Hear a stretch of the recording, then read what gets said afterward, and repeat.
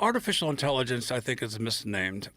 I call it digital intelligence. It can be that, but it's ultimately natural intelligence. We have created artificial intelligence. We have given birth to this technology. It is from our natural intelligence that we have created a subset of artificial intelligence. Yeah.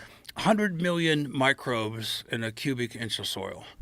8, 10 or more miles of mycelium, cross-talking, all these organisms, a quorum that's in constant biomolecular communication.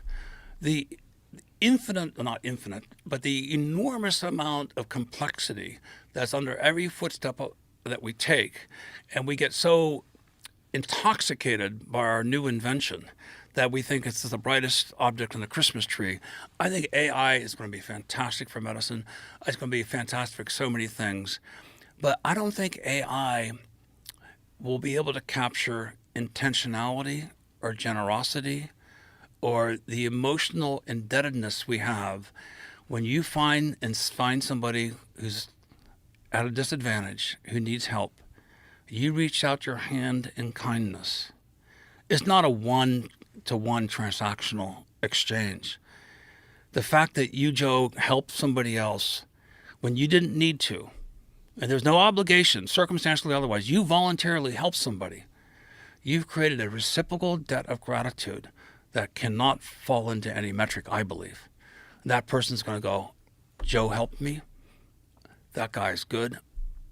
I owe it to myself and to him to pass it forward. And that's what I think is also happening.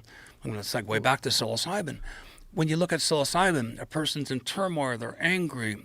There's a great example here in Austin with the police chief and the police force. There's one bad actor, and other law enforcement officers were very worried this person's going to take the department down. And he should not be in law enforcement. He was angry. He acted out.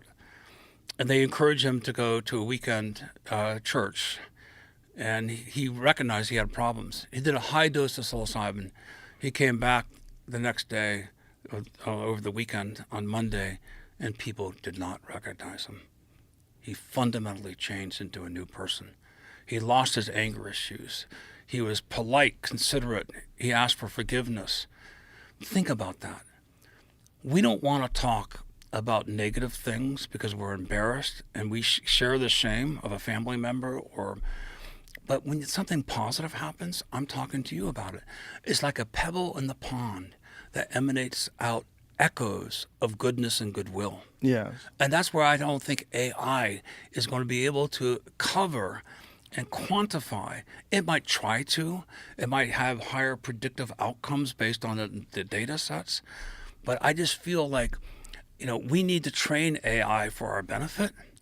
We need to learn from AI.